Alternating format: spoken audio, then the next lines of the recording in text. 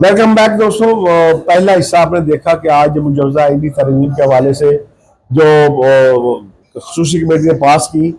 और आज दिन भर क्या होता रहा। अब हम आज आ रहे हैं कि इससे खास खास विकास से आपको आगाह कर रहे हैं ताकि आपको पता चल सके। जी नैयर जी, आपने व्हाट्सएप सवाल किया था कि नए चीफ जस्टिस की जो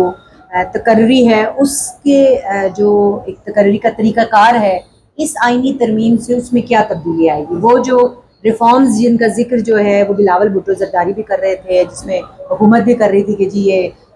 जुडिशल रिफॉर्म्स जो हैं ये वक्त की ज़रूरत है। तो उन रिफॉर्म्स में आपको ये बताऊं कि चीफ जस्टिस की तकर्री के तरीक़ाकार के मुताबिक अब 12 रुकनी पार्लिमानी कमेटी है, जिसमें कौमी असम्बली से 8 और सेनेट के 4 अरकान होंगे। ये एक कमेटी के अरकान के हवाले से है और कमेटी में तमाम पार्लिमानी जमातों को उनकी तादाद की मुनासिबत से नुमाइंदगी मिलेगी। जिस तरह सेनेट की सीटें ये जुडिशल कमेटी जो बनी है जी, जिस जो जजेस की तकर्री के लिए एक पार्लिमानी कमेटी जो है वो बनाई जा रही है, उसकी बात हो रही है। तो कमेटी तो पहले भी थी, लेकिन इसमें वो अब जो एक और तनाज़ा चल रहा था कि जजों के तबादले के हवाले से कि भाई अब जो जजेस अपने अपने बेंच में काम करते हैं तो सारी उम्र उसी बेंच में काम करते रहते हैं, उसे भर्ती होते हैं। पंजाब हो, सिंध हो, बलूचिस्तान हो, केपी के हो,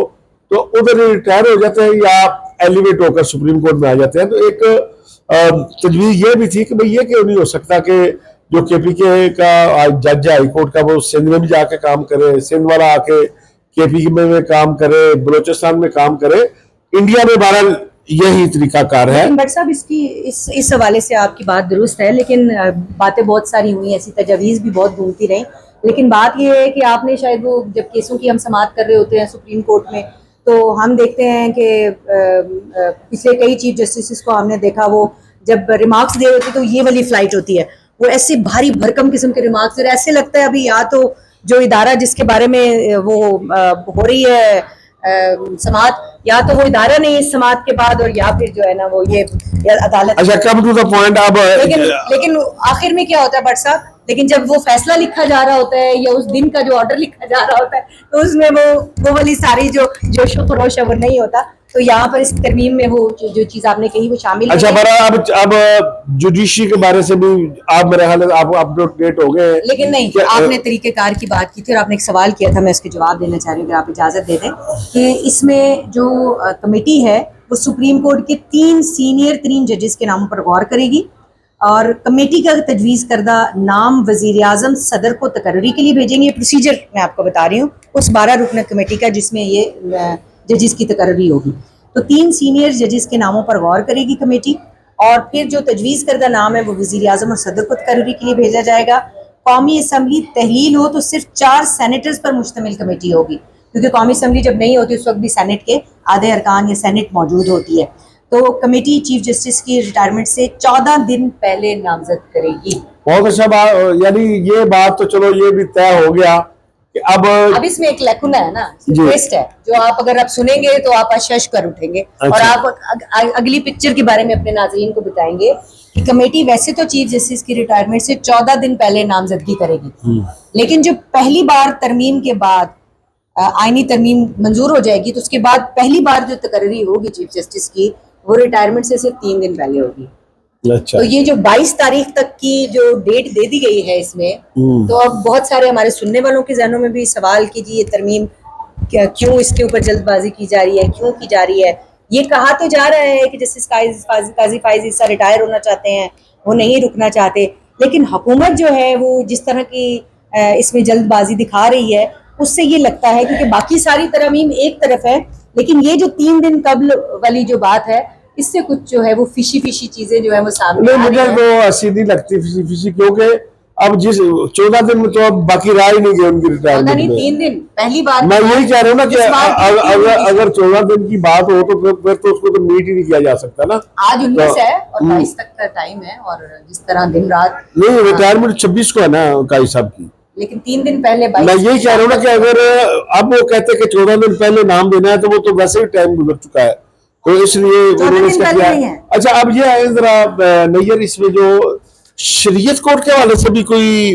بات کی گئی ہے؟ جی بالکل، میں وہ جو آپ کو کہہ رہی تھی نا کہ مولانا فضل الرحمان کی جانب سے جو ہے وہ کچھ ان کی جماعت کی جانب سے شکیں جو ہیں وہ کہا گیا تھا کہ رکھیں، اور اس حوالے سے جو ہے وہ کچھ نئی چیزیں شامل کی گئی ہیں. ایک تو شریعت کوڈ کے حوالے سے کچھ چیزیں جو ہیں وہ رکھی گئی ہیں، اور میں ان کو ڈھونڈنے کی اشد کوشش کر رہی ہوں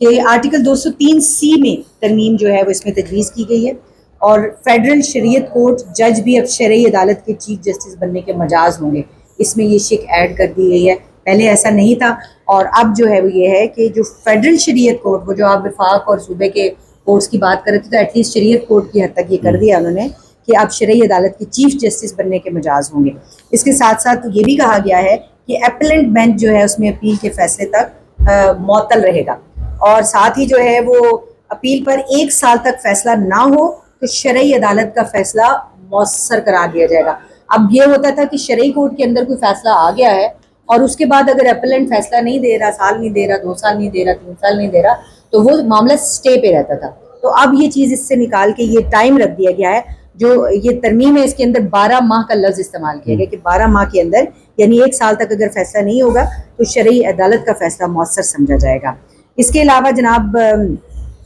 کچھ اور چیزیں، ایک چیز اس کی طرف میں آپ کو لانا چاہ رہی ہوں لیکن آپ آنے کے لیے تیار نہیں نظر آ رہے مجھے بٹ صاحب، وہ یہ ہے کہ اس سے پہلے ایک چیز یہ ہوتی تھی جو ہمارے ناظرین کی دلچسپی کی ہوگی کہ جی وہ صدر صاحب نے فلاں آئینی عہدیدار سے حلف لینا ہے، گورنر کسی اور پارٹی کا جو ہے وہ آ گیا ہے تو اس نے حلف لینا ہے، اور جو صدر صاحب ہیں ان کی داڑھ میں درد ہو گیا، یہ صدر صاحب کے سر میں درد ہو گیا، تو وہ حلف لینے کے لیے تیار نہیں ہے، تو وہ معاملہ کھنچ جاتا ہے. یعنی یہ صاحب بتاتے ہیں کہ جو حالیہ کرائسس ہوا آپ کو پتا ہے کہ اس میں پنجاب کا جب ایشو آیا تو گورنر پنجاب نے چیف منسٹر سے حلف لینے سے انکار کر دیا تھا، آئینی طور پر انہیں دینا تھا. اسی طرح صدر نے کابینہ سے اور وزیر اعظم سے حلف لینے سے انکار کر دیا تھا. تو پھر ایک 2 بار بہانے بنائے تھے اور ایک دفعہ صاحب، اور یہ ویکیوم تھا، کانسٹیٹیوشن میں اس کا کوئی حل نہیں تھا. تو جناب اب اس کا حل یہ نکال دیا گیا ہے کہ آئینی عہدیدار کے کسی سے بھی حلف لینے سے، کسی بھی دوسرے آئینی عہدیدار سے حلف لینے سے انکار کی صورت میں چیف جسٹس سپریم کورٹ یا چیف جسٹس ہائی کورٹ، یہ دونوں کا بتا دیا گیا، چیف جسٹس سپریم کورٹ یا چیف جسٹس ہائی کورٹ جو ہے وہ کسی کو بھی نامزد کر سکتے، وہ کہیں گے کہ افضل بٹ آپ نے لینا ہے ان سے حلف. اوکے، تو یہ معاملہ آئین کے مطابق ہو جائے گا. اور بالکل اینی تھنگ نیو نہیں ہے؟ جی بالکل، بہت ساری چیزیں ہیں بٹ صاحب، میں تو اس لیے مختصر کر کے دے رہی ہوں کہ آپ کے پروگرام کا وقت جو ہے وہ مختصر ہوتا ہے. اس کے علاوہ ایک چیز جو جس کے اوپر اس وقت بھی ایک کانفلکٹ موجود ہے وہ یہ ہے جناب کہ جو آئینی بینچ ہے وہ کس طرح سے کام کرے گا اور اس کے ممبرز کی تعداد کیا ہوگی، اور آئینی بینچ کے جو بینچ بنے گا، آئینی بینچ کے اندر بھی ایک بینچ بنے گا جو سماعت کرے گا، اس کا طریقہ کار کیا ہوگا. تو اس میں بڑا کلیئر کر دیا گیا ہے کہ ججز کی آئینی بینچ کا جو ججز کی تعداد ہے اور مدت، یہ دونوں جو مختص کرنے کا یا مقرر کرنے کا جو مینڈیٹ ہے یہ جوڈیشل کمیشن کو دے دیا ہے. وہ جوڈیشل کمیشن جو شروع میں ہم نے آپ کو بتایا کہ یہ اس کا طریقہ کار یہ ہوگا، یہ اس طرح سے بنے گا. لیکن اس کے ساتھ ساتھ ممکنہ حد تک صوبوں کو نمائندگی دینے کی بات بھی کی گئی، وہ بھی میں نے بات آپ کے سامنے رکھی ہے. لیکن سپریم کورٹ کا کوئی بھی جج اوریجنل جورسڈکشن، سو موٹو مقدمات، آئینی اپیلیں یا صدارتی ریفرنس کی سماعت کا مجاز نہیں ہوگی. یہ جو سوال پوچھ رہے تھے نا لوگ کہ اچھا آئینی عدالت بن جائے گی، آئینی بینچ بن جائے گا تو سپریم کورٹ کیا کرے گا،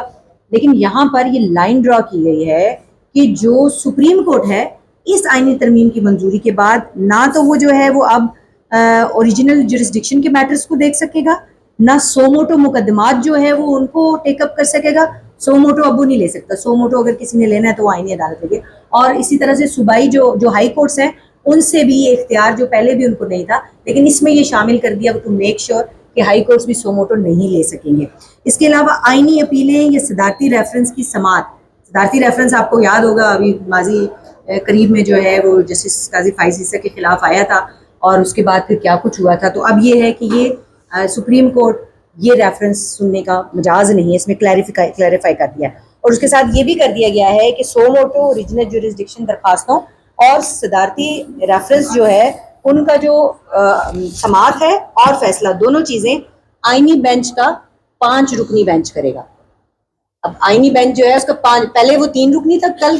तक, अब इसके ऊपर कॉन्फ्लिक्ट है। अभी भी पीटीआई ने कहा है कि ये 3 रुकनी होना चाहिए, 5 रुकनी नहीं होना चाहिए, इसके ऊपर अभी भी है। ये 5 रुकनी बेंच करेगा। अपीलों की जो समाअत है, फैसले हैं, वो भी 5 रुकनी बेंच करेगा, इसको यकसा कर दिया गया है। और 3 सीनियर तरीन जज जो है वो इस बेंच को तश्कील देंगे। कौन देगा? 3 सीनियर इट मींस इस बेंच की तश्कील जो है कि 5 जो लोग रखे गए हैं, एक मेरा है वफाक से होगा और चारों सूबों से एक होगा जो आईनी कमेटी होगी, ताकि उसमें जो यकसा नुमाइंदगी वाली बात है वो यहाँ पूरी हो जाएगी सूबों की। इसमें एक और चीज जो दायरा इख्तियार वाली बात है, तो सुप्रीम कोर्ट के दायरा इख्तियार में आने वाली वो तमाम अपीलें, वो तमाम रेफरेंसेस, वो तमाम केसेस जो अब आईनी अदालत के जो जुरिस्डिक्शन है उसमें आएंगी इस तरमीम के बाद, तो उन तमाम ज़ेर इल्तफ़ा केसेस और नज़र सानी दरखास्तें जो हैं वो इस तरमीम के फ़ौरन बाद आईनी अदालत को जो है वो मुंतकिल हो जाएंगी। Supreme court won't be listening to them. Okay, यानी ये जो पंडोरा बॉक्स खुले हुए हैं ना सुप्रीम कोर्ट के अंदर, और वो पंडोरा बॉक्स अब सुप्रीम कोर्ट में नहीं रहेंगे, ये आईनी बेंच जो है वो ही सुन सकेगा। तो मेरा ख्याल है कि सब ये आप थोड़ा एक्सप्लेन कर दें नाजरीन को कि इसमें एक चीज़ ये भी ऐड की गई है कि सिर्फ काबीना या वज़ीर आज़म की सदर को भिजवाई गई समरी को किसी अदालत में चैलेंज नहीं किया जा सकेगा। इससे पहले इसमें वज़ीर मुमलिकत और वज़ीर के अल्फाज भी शामिल थे जिनको आर्टिकल 48 में से हज़फ कर लिया गया है। तो अब वो जो एक तहफ़्फ़ुज़ था वो जो है वो सिर्फ वज़ीर आज़म या फिर काबीना को हासिल है कि वो जो समरी भिजवाएंगे उसको चैलेंज नहीं किया। और दोस्तों ये आपको पता है कि अकॉर्डिंग टू बुक सारी चीज़ें चलनी होती हैं। अगर बाल का ऐसी टसल पैदा हो जाए कि कब अदालत जो है वो कबीना को ना चलने दे, वज़ीर आज़म को ना चलने दे, घर से ना भेजे, तो फिर मुल्क बहरान में चला जाता है। तो इसलिए चंद चीज़ों का इस्तिस्ना दिया गया है कबीना को भी और प्राइम मिनिस्टर को भी और प्रेसिडेंट को भी, ताकि कोई ऐसी बहरानी कैफियत पैदा ना हो। दोस्तों इस मुजवजा आईनी तरमीम के हवाले से नैयर ने जितने अच्छे तरीके से मेहनत की थी और जितने अच्छे तरीके से ब्रीफ किया, मेरा ख्याल है कि जो इंफॉर्मेशन आप लोगों के पास होगी, मैं दावे से कहता हूँ किसी टीवी चैनल के व्यूअर्स के पास ये नहीं होगी जो आप तक लेकिन बट साहब आपके नाजरीन को ये भी एक सहूलत है कि वो आपके कमेंट में कोई भी उनके जहन में सवाल होगा तो वो लिखेंगे और बट साहब या मैं उस कमेंट को एड्रेस भी करेंगे, ताकि आपके जहन ये कमिटमेंट नैयर की सुन लें, जो सवाल आप करना चाहें कर लें, नैयर जवाब देने की पाबंद होगी, मैं भी होगा, लेकिन ये कमिटमेंट आप क्योंकि हम होते हैं कई बार हम ये समझ रहे होते हैं कि क्यों, क्योंकि हमें ये बात समझ आ गई तो सबको आ गई, लेकिन अगर कोई चीज़ आप फिर भी समझते हैं कि बहाम है आपके जहन में, या कोई भी कमेंट करना चाहें कि ये ऐसे नहीं होना चाहिए था, ऐसे होना चाहिए था, इसका बेहतर तरीक़ेकार ये था, तो वो जरूर करें। बहरहाल ये आप जानते हैं कि मुजवजा आईनी तरमीम पर बात तो 2-3 महीने से चल रही थी और फिर इस पर कमेटी बनी, सियासी जमातें जो है वो आई और इस पर कई दफ़ा लेज़ी हुई, और आज मुजवजा तरमीम का जो खाका पास किया गया वो आपके सामने पेश कर दिया गया है। अब हम आपको बता चुके हैं कि कल सुबह, यानी अब तो आज ही होगी जब ये प्रोग्राम आप देख रहे होंगे, कि 11 बजे 9:30 बजे पहले पार्लियामेंट का इजलास होगा। अगर कोई चीज़ रात को तय होगी तो पार्लियामेंट में पेश कर दिया जाएगा, अगर पार्लियामेंट में पास कर दिया तो सेनेट में पेश कर दिया जाएगा, वो 11 बजे है, और फिर 3 बजे नेशनल असेंबली का इजलास है, वहां पेश कर दिया जाएगा। तो ये जो अभी असाबी जंग है कल तक आप के साथ पे सवार रहेगी, इसलिए सुबह 9:30 बजे के करीब आपको अंदाजा हो जाएगा कि कबीना ने क्या किया है, फिर अगला अंदाजा आप खुद लगा लेंगे। आपके फीडबैक का इंतजार रहेगा। इजाजत दीजिए, अल्लाह हाफिज।